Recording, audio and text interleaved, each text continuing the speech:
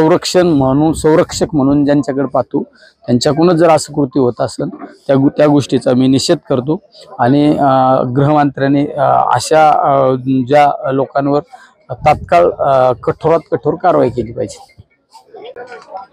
महाराष्ट्राचा जर सामाजिक राजकीय विचार केला तर या राजकारणाचे गलिच्छपणा आलेला आहे। तुम्ही पाहिलं असेल छत्रपती शिवरायांचा विचार काय सांगतो, 18 पगड जाती धर्माला घेऊन चालणारा अखंड हिंदुस्थानामध्ये एकमेव राजा होऊन गेला ते म्हणजे छत्रपती शिवराय। आणि आत्ताच्या कालखंडामध्ये जातीमध्ये जातीभेद निर्माण करणारे राजकारणी लोक या ठिकाणी पाहायला मिळत आहे।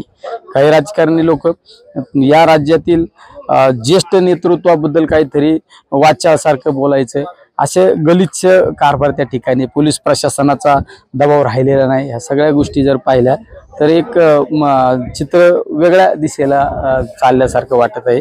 त्यामुळे या सगळ्या गोष्टीला जर कुठला विचार थांबवू शकतो तो म्हणजे छत्रपती शिवरायांचा विचार थांबवू शकतो।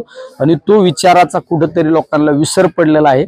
तो विसर न पडता लोकांच्या मनामध्ये अखंडितपणे हा विचार राहिला पाहिजे, तरच आपलं राज्य किंवा आपला देश एकदम चांगल्या सुस्थितीमध्ये चालेल।